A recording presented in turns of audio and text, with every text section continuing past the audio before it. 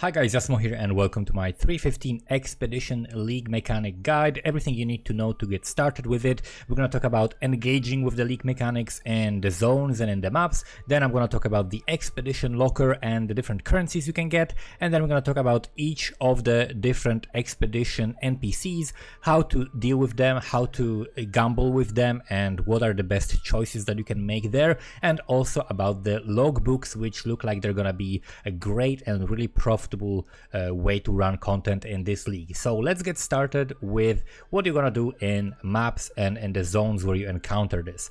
First thing that you need to notice is that there is going to be NPC, one of the four. Depending on which NPC you have here, that's gonna dictate which artifacts you're going to be getting. You're basically gonna be getting artifacts that serve as a currency for that NPC. When you get close to the detonator, you're gonna have this button here. You can click it manually, or you can just press V on your keyboard by default, and that's gonna toggle this. If you place the detonation thing wrong and you wanna revert it, you can do Shift V, or you can just press this undo button and you can try it as many times as you want. So if you misclick something, don't worry, you can always fix that.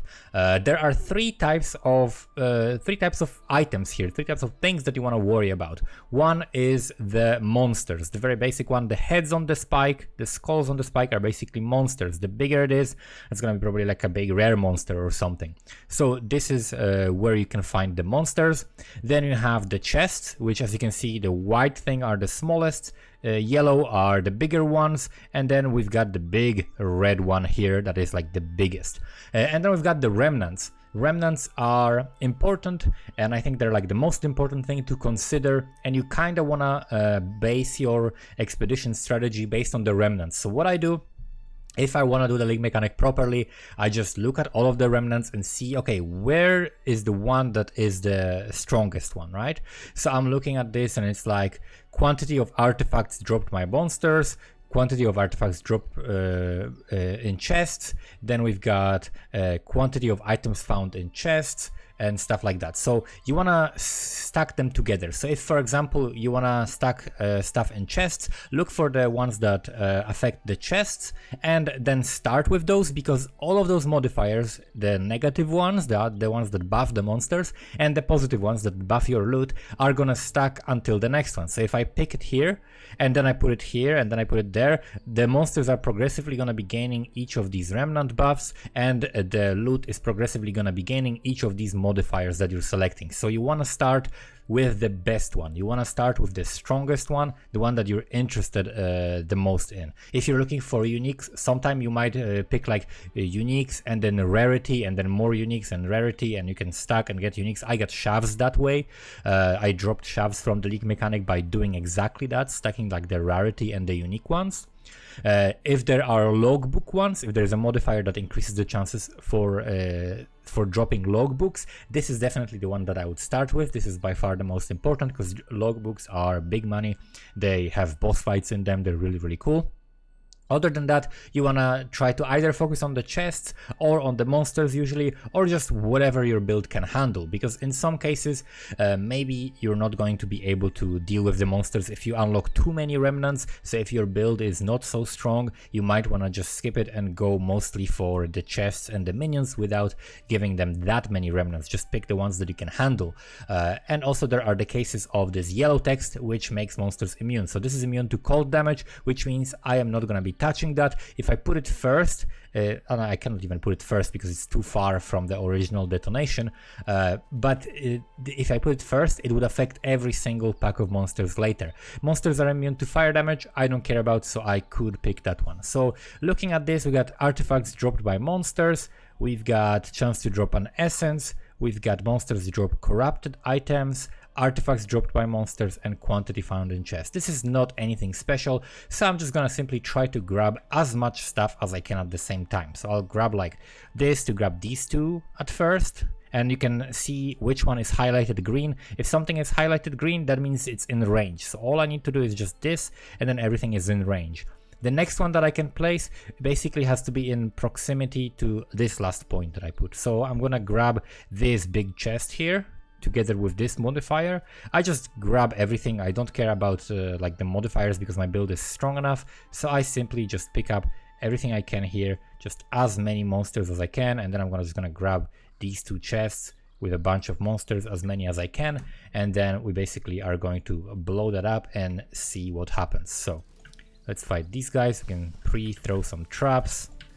This should be fairly easy. The runic monsters, the monsters that have this orange life pool, I haven't quite figured out. I need to check it out, but from what I can gather, the closer you are to them, like this actually, their buff disappears. So if you're like super far away from them, it's actually hard to kill them. But here it is. This is like a low tier map. We got a bunch of artifacts, as you can see, greater artifacts. Excavated chests drop a lot. I definitely recommend prioritizing chests over monsters. It's a little bit easier, and they have a little bit more guaranteed buffs. There we go, reroll item. So that's how you interact with the League mechanic in terms of what you do in the maps. Now let's look at the hideout stuff, which is the locker and the different NPCs. This League is also very friendly for hideout heroes. You could be buying these currencies and basically manipulate them and do stuff with them.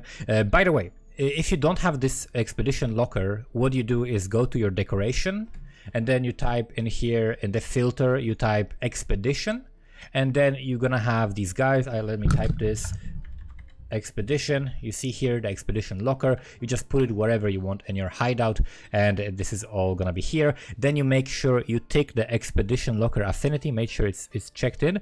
That way you can just be in your stash. You just dump whatever you found into your stash, and if you click on the expedition items, they're gonna simply go to your expedition locker. It's much easier that way. Don't bother with talking to the NPCs and giving them items that way. That's not an efficient way of doing that. Let me just dump this here. We don't need that. And let's look at the expedition locker. We've got 4 different types of currencies, with one of each being like special. So these are the rerolls. Astrogali rerolls the Gwenon, which is the picking up a random item and seeing what it is. It's kind of like a lottery trying to snipe uniques. Then we've got the exotic coinage, which is like the most valuable one because it refreshes 2-gen, which I'm going to talk about in a second, which is he has very valuable rewards. Then we've got scrap metal to refresh Rogue, also known as the Pog or the Dog, depending on if he gives you good stuff or the bad stuff. And then we've got the burial medallion, which is for Danning. Danning is very, very powerful. These are very, very important because they can also give you in turn more exotic coinages, which are very, very good. So you want to exchange these things primarily for currency, either for Rogue to craft stuff if you're into that, or for the exotic coinage and these black scythe artifacts. There are also logbooks, but I'm going to talk about that in a second. So let's look at the NPCs. The first one is Gwenon the Gambler. So if you click gamble for items, you're going to see here how much of each currency you have, and then you can see how much everything costs. If you press Alt, by default you can see the item level of things. And make sure if you don't need currency, if you don't need to like boost to your character, if you're not struggling really, really hard, I recommend saving these rerolls until you get higher level, because these are going to be adjusted depending on the level character that you have. So if you are level like 90 something, you're gonna have like level 85, 86, maybe like 84 good bases, and this is where you can like pick up some really, really good stuff. You can find like influenced items. So this is all about knowledge. The more you know about the game, the better you can do at this. I will also link to you a cheat sheet, kind of like it was from a video from Tripolar Bear. He made a video and like what's it called, spreadsheet with different uniques and which bases are good to pick up. So I will link his video in the description and also the spreadsheet so that you can use it and snipe the best uniques that you can see. Because from what I can see here, I don't see anything that would be that special. We can try to reroll and see some like a really, really good base. Maybe there's something, maybe the kite shield, maybe that would be, no, actually that's a bad base. However, it rolled some good stuff for leveling. If I was leveling and I was playing with a shield character, this would be really nice. So you can reroll here. And then you can see Cobalt Jewel. Jewels are usually a good thing to buy. They have very high chance of being rare, and even if they're not rare, cast speed with lightning skills. This is actually pretty good for something like a brand, for like a penance brand or something. You could craft something good with this. What else can we see here? Astral Plate could be something like Death's Oath, but you really want to check which items are very, very valuable and then pick those up, because they can be uniques, but usually it's gonna be like something average. From what I've heard, people were saying that they did like 100 of those and they got like 10 uniques, which would suggest like a 10% rate to get a unique item, which would be really, really nice. It probably is not as good, but that would be something really, really cool. What else do we get here? Two-toned boots. Is there any unique two-toned boots? This is just a good base. You could hit like an influence base or something like that. So this is a Gwen, and very, very simple. You get tons of rerolls because it's not so powerful as the other ones. Let's go now to Rogue the Pog. So Rogue the Pog has some crafting options. So basically what you're looking for is some kind of a base that you want to craft with. So I checked these ones. I didn't see anything really crazy, so we can try re-rolling once and seeing what we get in here. So what do we have here? We have a Sadist Garb. We have this amulet, which has some crit multi.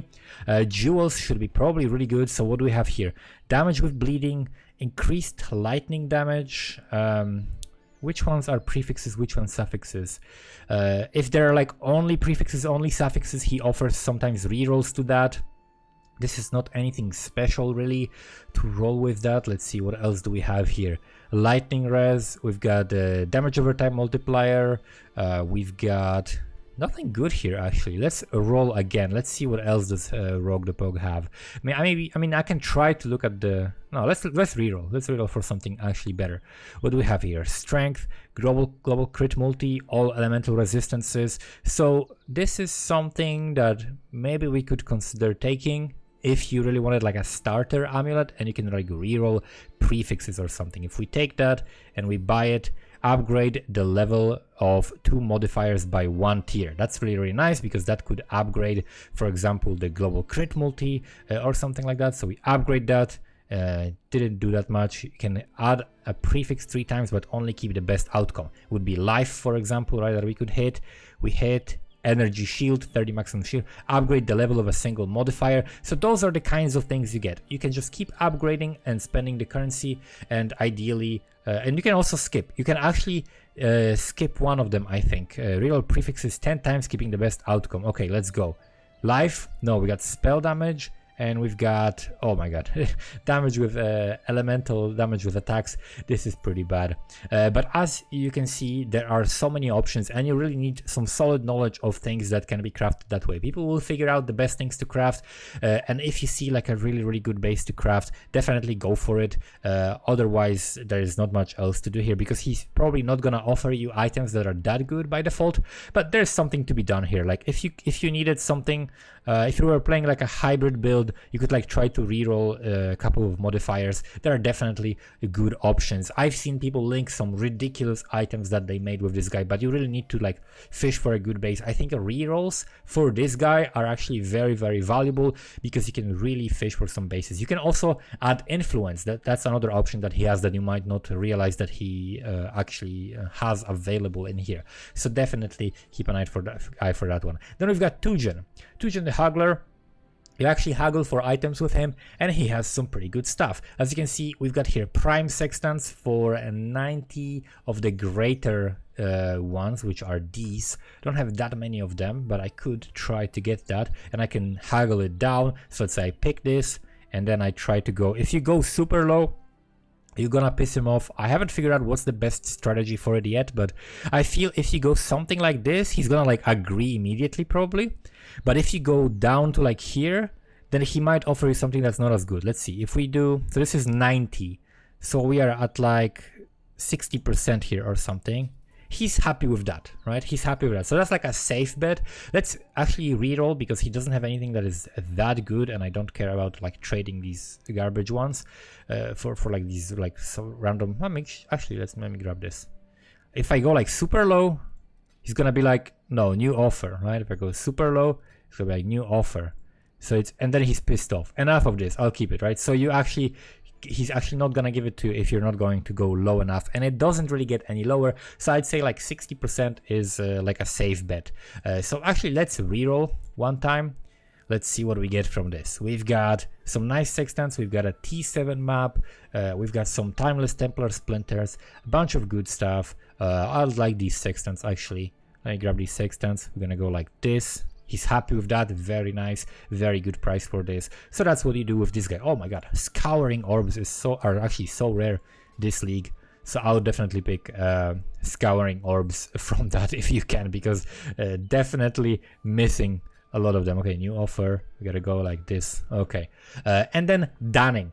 Danning is like the guy that will reroll your currency and will allow you to grab currency like for other guys, right? So the currency for 2gen is pretty valuable, but I would say you probably don't need that much of it because the rerolls are the limiting factor. You actually probably need most for the rogue, because if you have the currency, you can just keep crafting, which is really nice. So I would actually invest into the rogue currency probably, which is which ones are those? Order artifacts. Okay, so if we can look at this guy and we can look at order, you can actually do search and type order, and you can see, okay, he's got greater order artifacts, and they are for 0.1 of these ones, so you can buy a lot of them. Grand ones, we can grab this one. This is the amount that you can get, so he only has one, so you can click here to buy the maximum that you can. Wait, 82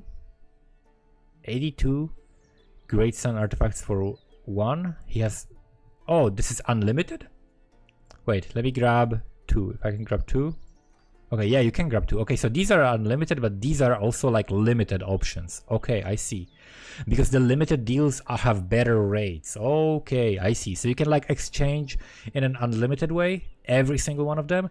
But then these are like limited options, 0.9, and this is like half of common of the black side. This is actually a pretty good deal. I'm gonna buy all of these. And then maybe buy a bunch of these, because these are for Rogue the Pog. So let's do this, and then I don't need anything else. I don't have any of the limited ones, so this is when we want to use the skull. I think the burial medallion, we use this one, and now we've got some other stuff. We've got the exotic coinage, and we also got the expedition logbook. So immediately I am picking up the exotic coinage. This is something that for sure I will need. I'm picking up scrap metal. This is really amazing. This is astragales. You're gonna have plenty of them. I would not bother buying them. And then we've got a logbook for 50 of the big ones. Logbooks are really cool. This is area level 81 as well, which is T14. Increased quantity of artifacts, contains 10 additional chest markers. That's really nice. Increased explosive range, very nice. And increased number of remnants, explosive placement range. This looks like a pretty good logbook. It's not a big one, but it's a very good quality one. I like this logbook. This is really nice. So logbooks are like the new maps for the new expansion. I've got 3 of them now. This is the 3rd one that I've gotten, and they are basically like the league mechanic.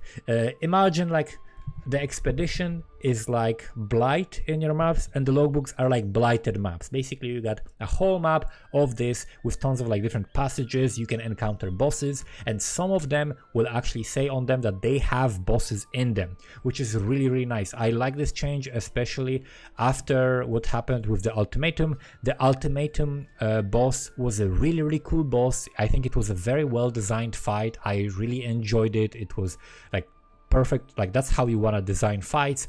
Unfortunately, you cannot really fight it. There is no like fragments or anything for it. You just have to randomly encounter it, which was why the expansion was kind of bad, and I didn't really find it that fun, because there was like such a big RNG grind to do the enjoyable content. You couldn't like earn your way toward it, and in this expansion you actually can do that. As you farm currency, you can buy logbooks, and some of them will have guaranteed boss fights, and you can simply specialize in fighting these bosses and do them if you find them fun. This is really cool, and this is something that I'm gonna still make another video about, because I feel like the logbooks deserve their own video, because it's a it's a deeper version of this whole mechanic. We'll figure out the best ways to run them, and then I'll make video about them, but that's gonna be it. Let me guys know in the comments below if you're enjoying this specific league mechanic. How is it going for you? Do you find it rewarding, or are the RNG gods not with you? Thank you so much guys for watching, and see you next time.